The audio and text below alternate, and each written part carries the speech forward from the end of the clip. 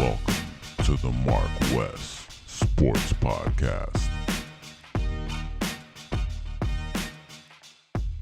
Hold on. Yeah, now we good. Right. Yeah. Oh man. Woo! Oh How man. you feeling? I'm feeling great, man. I'm feeling great. Better than yesterday, because all day yesterday, bro. Like when I say I had nervous energy, you know what I'm saying? My energy all day was nervous. You know, I wasn't sure about even just making a left turn on the road. You know what I'm saying? That's how nervous I was. Like, damn, should I do this? Like, I was just nervous, bro. Like, damn. I was nervous throughout the game, but let's just go ahead and set it off. You can go ahead and set it off for the boys. All right. This the MarcWes Sports Podcast. I'm Marcus Benjamin, chilling with my guy, Wes Pierre, a.k.a. Westradamus. And welcome to the best sports year in Miami sports history, baby. Yeah, yes. Because our Miami Heat did the damn thing last night, whooped on those Boston leprechaun little people, and put them in a place in their own house, on their own floor, went into their house, took their food. You gonna eat your cornbread? Oh, Trevor. Snatched it, spit on their dog, you know, didn't wipe our feet. You know, we just, damn, like the emotions of that game was crazy, man. It was crazy. The fact that we went in there, everybody doubted us. Everybody always doubts us, but damn sure everyone was doubting us after we lost 3 straight games, especially after that heartbreaking loss in Game 6. Nobody was counting on us to win. But I believe, as nervous as I was yesterday, I didn't wear this hat, but I did wear my Heat hat all day. Because actually, I did wear this Heat hat for the game, but all day I was wearing a different one. You know, I was wearing this one actually. You know what I'm saying? So I was still believe, you know, because it's Heat culture, baby. You know what I'm saying? And they got lucky in that last game. Yep, they did. They got lucky in that last game, and we didn't even play well. You know, we didn't even play well, and we almost snatched that victory from them. And I can't say enough about Jimmy Butler, man. For Jimmy Butler to be as confident as he has been, saying, for one, last year he said, okay, we're going to be right back in this spot again, and we're going to get it done. I'm just grateful for the opportunity to play with the guys that I did have the opportunity to play with. And it's been like that every year that I've played in the league. So we had enough. Next year, we will have enough. And we're going to be right back in the same situation. And we're going to get it done. Yes. Lo and behold, here we are. We got it done. And even before this game, he was like, this basically not us. We're going to win. You know what I'm saying? He did say that the game before, and they almost won. But he said it again. He's not afraid, and he's confident. And something I got to say is that is what Spo said after the championship win, and it kind of hit hard for me, man, which is sometimes you got to suffer to get what you want. Yep. And it became like a life moment all of a sudden, because as much as this country hates the Miami Heat, you can't help but to love this story. You can't but help to love the Miami Heat in this moment, because they lost the first play-in game. They were down, I think, in the fourth quarter to Chicago. Yep. And were about to be eliminated. They come back and win that. They beat the Milwaukee Bucks, the number 1 seed, in 5 games. We make easy work of New York, probably a little bit more games than we anticipated, and then we go up 3-0 on the Boston Celtics. At that point, I was just like, okay, well, Heat culture is a real thing. It's not like I never believed it before, but the world now notices it. You know, the world knows it. And, you know, for anybody that's going out there, going through some and feel like, hey, you know, things are slim, just think about this year's Miami Heat, man, because apparently we ain't got talent.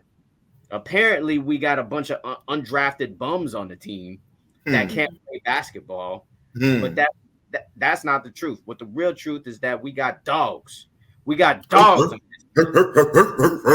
we got guys who were counted out, gone through adversity.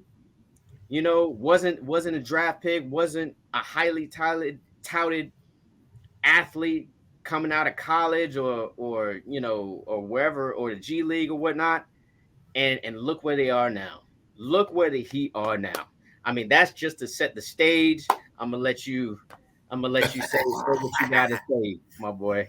Yo, man, like you were saying previously, man. Like, yo, all Monday, Memorial Day, is supposed to be a day where you're having barbecue, you know, having nothing but lick, you know, and enjoying your time with your family. And the whole day I was thinking about the game. I was nervous as fuck. I did not watch ESPN because, of course, they do not give us the credit because of the beaches, the women, and the weather. Now, I'm just like, these motherfuckers going to make me feel more into a slump. So I need to just chill, enjoy the day with the family, and then get into the game. Because I remember how I felt Saturday night, game 6, where I couldn't sleep. I woke up at 5. Like every 30 minutes, 45 minutes, I would wake up thinking that it's time to wake up. 1:45, 2:15, 3 o'clock. Eventually, I just said at 5 o'clock, man, I'm just gonna wake up and I'm just gonna go ahead and work out early. Gave Tyson his walk. But yeah, man, the Miami Heat, the big dogs with the heavy nuts, man, they proved all the haters that we are who you thought we were. And that was the culture. That was real cohesiveness by all of the team as a collective. Because like what you said last year, Jimmy Bucket said, yo, the difference is next year we're going to be in the same spot, but the only difference is we're going to get it done this time. Absolutely right, and he got it done. I kind of was feeling some type of way because in the beginning of the game, I mean, we was missing a whole bunch of shots. You know, we acting funny like we don't want this. But then when I seen that it still was 9-5 or 9-4, and it's supposed to be like 15-4 or 20-4, I knew it was our time.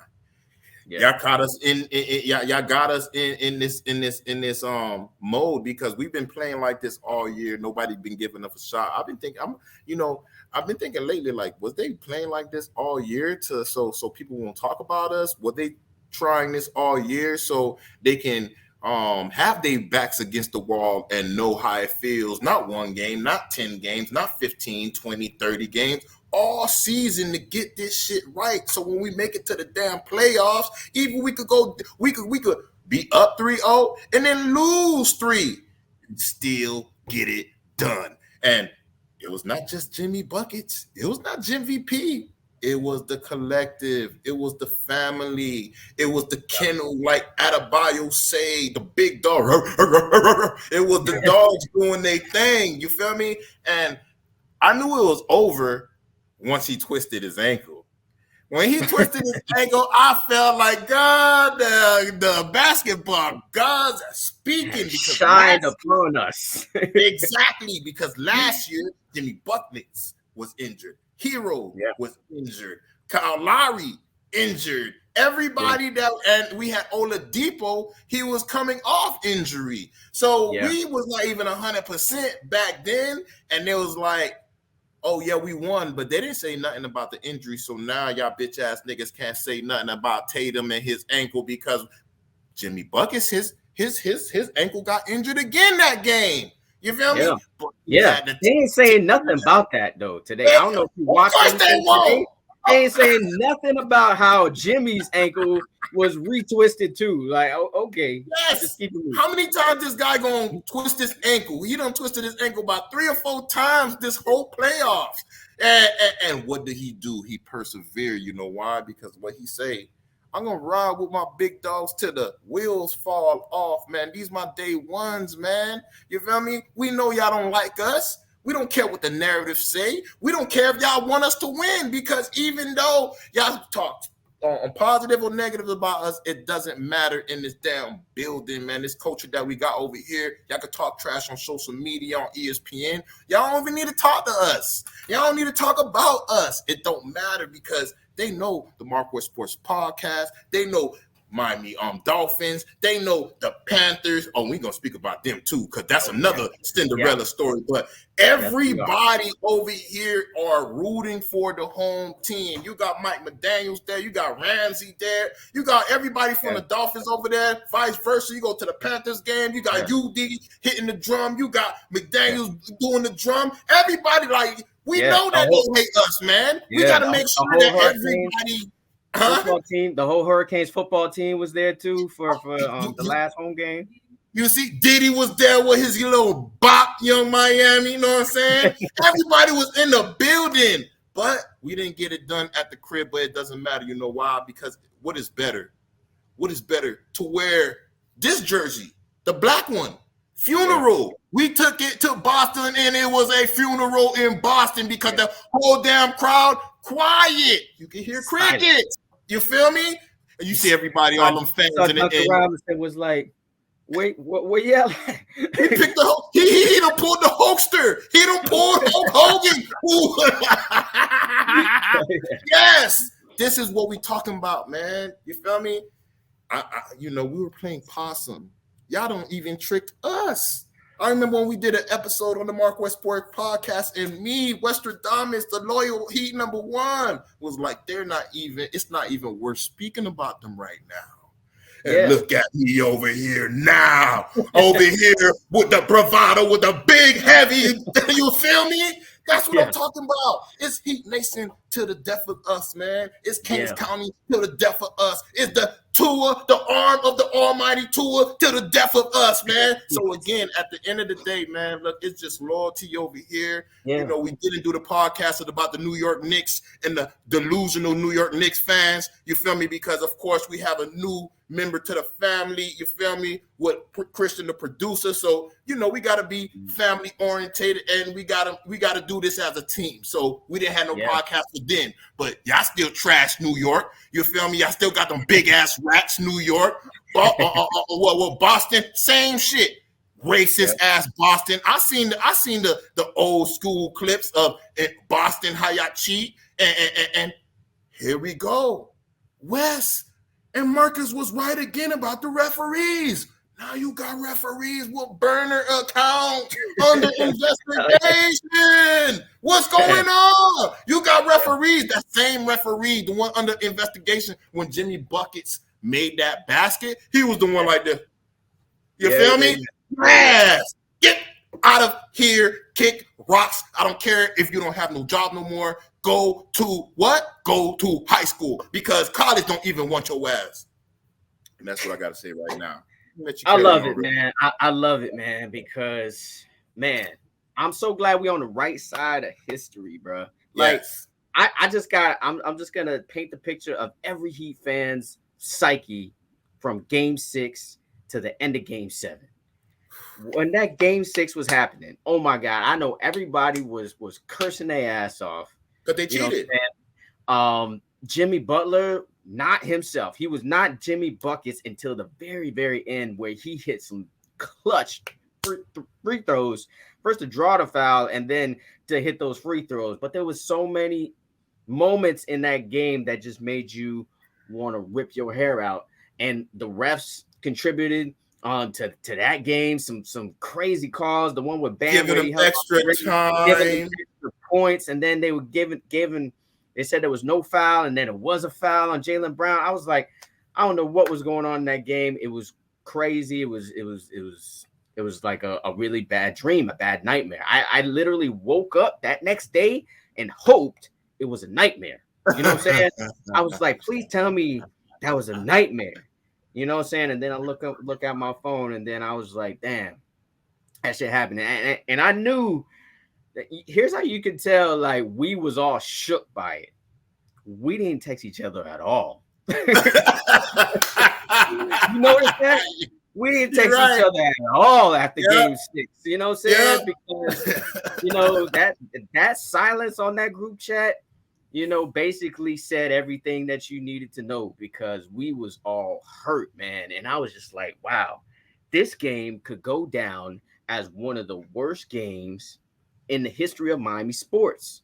It could be up there with Miami, Ohio State. It could be up there with 62-7 Jacksonville, Dolphins in Jacksonville. It could be up there with the Hurricanes in 91 when they were undefeated and they were going for back-to-back and they got blown out by Alabama.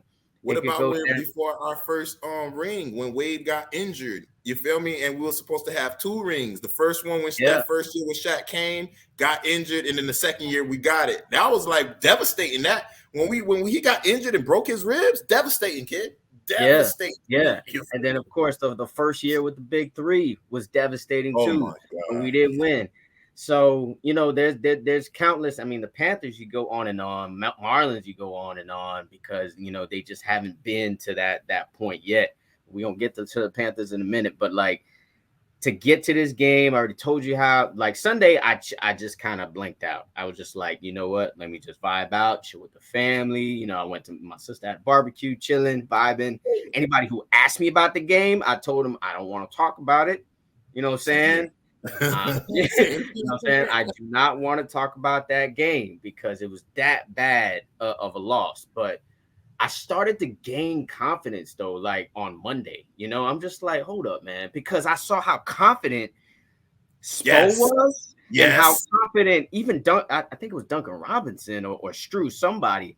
They were, and Jimmy Butler, of course, they were all confident. They were like, oh, I think it was Duncan Robinson. I think he was like, oh, I wish we just could tip the ball right now. Right after the game was over. Yes. Spo was like, oh, we built for these moments. And Jimmy was like, oh, we're going to win.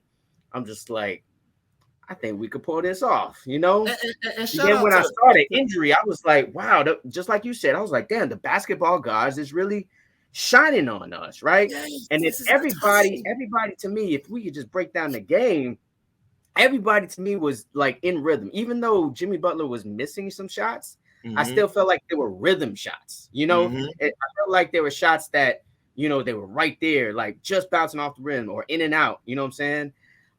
Except for your boy though, bro. Except for your boy Bam was the only guy who was not in rhythm. You could just tell he was just not in rhythm. There was that time where he had the ball and then Marcus Smart flopped, right? And he was wide open for an easy jumper.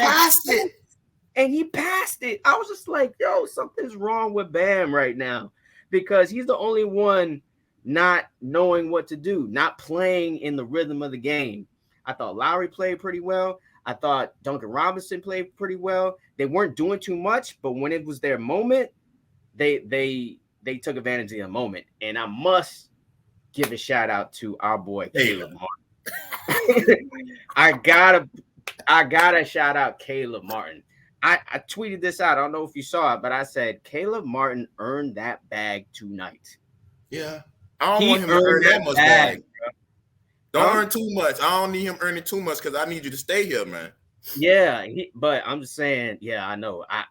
He earned not only a bag, but he earned his place in Miami Heat history and future. You know what I'm saying? Because I don't want to let him go. He's a valuable commodity, a 3-and-D type of guy that can also take it to the hole if needed. And he just got that dog mentality. He's not afraid of the moment. When he was there making fadeaways, bro, like that's when you on. I know everybody's played basketball before, but when you making a fadeaway, that's after when you going know from under the basket. After going from under the, I know exactly what you're talking about when you saying it. That's when you know you're in the zone. I was like, oh, okay, this guy's in the zone. You know what you're gonna get from Jimmy. Jimmy's always gonna give you what Jimmy gives you. But the fact that Caleb Martin dropped 26 in this game, game 7, in front of all of them Boston motherfuckers, making them just silent. I mean, sometimes they would get all hyped up, and then we would make a big shot, and I'd be like, sit down, be humble, be quiet. It's not your time. Not when the Heat's on the court. one of the best wins in Heat history, bro. Like, it was one of the best wins in Heat history. Another great thing I want to talk about is just how they was acting, except for Bam, because Bam is, I don't know, sometimes he's just not on the same wavelength as the other team. They wasn't really that excited about it. Oh, you know what I'm saying? The job ain't done. They weren't that excited about it because that's exactly right, Wes. The job ain't done. They gave the Eastern Conference trophy to Bam. Of course, Bam took it, and Bam was trying to give it to Jimmy, and Jimmy was like, he didn't even say nothing. He just shook his head. He said, "I'll get the next one. I'll raise the next one." Yeah. I was gonna get to that. He was gonna shake. He shook his head first. He didn't say no, but he was like, "I'll hold the next one." You know what I'm saying? I'll hold the next one, which is something I love to hear, and gives me even more confidence going into the finals. Oh, and you got to talk about how you bank too, because I bank too. You know what I'm saying? How much you done hit for? I didn't hit for that much, but it was like, I just bet for them to win the Eastern Conference, and this was like when it was in the Knicks series, so I got it at a good rate. So it ended up being like $2 or whatnot because I didn't put that much money, but now, and I also bet on them to win the NBA championship. I feel like I should put more money on it, Wes. I don't know about you. Figure out, didn't you bet that they were gonna win the championship in the beginning of the seasons or something like that? Nah. You normally do something like that. You know what I mean? Nah. I didn't do that for the Heat. I didn't. I should have. There was a time, bro. There was a time during these playoffs where if you bet $100 on the Heat to win the championship, it was gonna be a stack, bro. It was gonna be a stack, man, and I'm regretting that shit right now because now those odds are dead and gone. But to my point, I feel like they got a legitimate shot to win this championship, man, because